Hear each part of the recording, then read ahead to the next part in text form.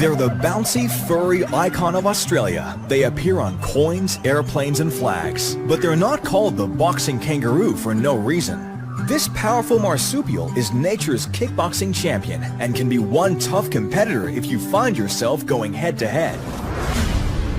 It was just total fear. I had no comprehension of how to stop him, what to do.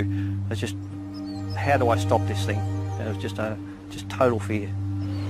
Philip Healy has been marathon training around the same idyllic 24-kilometer track for the past 20 years. Having seen hundreds of kangaroos in the past, he never once thought they could pose a threat. But one foggy and frosty Father's Day morning, this was all about to change. It's about 20 k's into the run, minding my own business. Then I heard something coming down behind me. And when I've looked across to the fence, it was a kangaroo. As he looked at me, and he grunted at me. This was going to turn from nice to nasty in a matter of seconds. He jumped across the road in front of me and stopped in front of me. I knew at that point he was going to attack me. He's a vegetarian, so in essence he is afraid of us not wanting to attack. But the real terms come in where we are animal. The dominance of the male comes in with the man. And he's going to prove his dominance, not trying to kill us, but trying to use his strength. Anticipating the worst, Philip stopped dead in his tracks. Having never seen a kangaroo behave like this, Philip was on edge and starting to panic. I looked around for a tree or a stick to fend him off with, and there was nothing there. He ran to the nearest tree in a desperate bid to protect himself from the advances of the kangaroo. I ran around the tree a couple of times with him chasing me, and then he bowled me over. Pinned to the ground by a 6-foot eastern grey kangaroo. I really felt I was about to die. There are 55 kangaroo species spread across Australia. The red kangaroo is the largest marsupial in the world, and the eastern grey is the heaviest. Some will grow taller than a human adult and can weigh up to 100 kilograms. Kangaroos can swim, walk, and hop. Hopping is the main way of locomotion with an average hopping speed of 25 kilometers per hour. In short bursts, they can travel as fast as a racehorse, and some roos can jump up to 3 times their own height.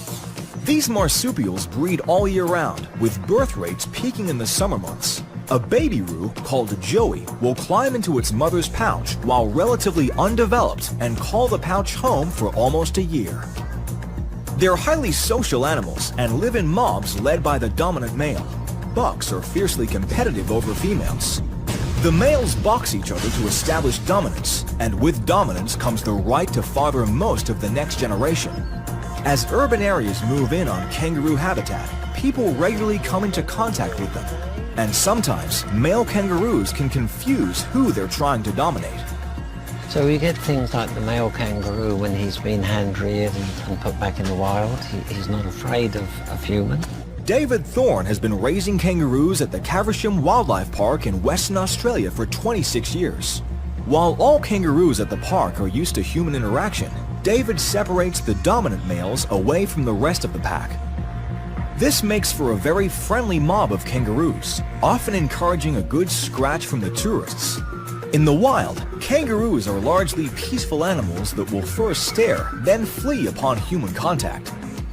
But despite this gentle appearance, they are formidable fighters. A kangaroo will attack a person as if they are another kangaroo. It can swipe at you with clawed hands or sit on its tail and strike out with its hind legs. The resulting injuries can be serious, even life-threatening. For Philip, this skilled fighter came out of nowhere, a rude surprise when he was running low of energy. I was 20 k's into a 36k run, so I was pretty exhausted when he had me on the ground. It was very hard to keep going. I really feared for my life. With foot claws sharp enough to slice open a human abdomen, your best bet is to make yourself as small as possible, crouch low, and cover your neck and head for protection. I was screaming my head off, just about to give up, but I was exhausted at the time. And then all of a sudden he just turned his head, looked the other way, and then hopped back up the hill. It's amazing. All alone and miles from his car, Philip had no choice but to walk back to safety, fearing his fierce opponent could come bounding back at any moment. I came across another guy, and when he had one look at me, he started to panic and thought I was in a lot of trouble with the blood everywhere. Looking like he'd just been in a full-on brawl, Philip arrived at hospital covered in cuts, scratches, and blood. He spent 3 days in hospital, requiring surgery to his shattered finger and antibiotics to defend from infection in his countless wounds. While a fist-to-claw fight with a kangaroo is no walk in the park, there have been few recorded deaths from kangaroo attack. Despite the scars and trauma, Philip still loves his national icon.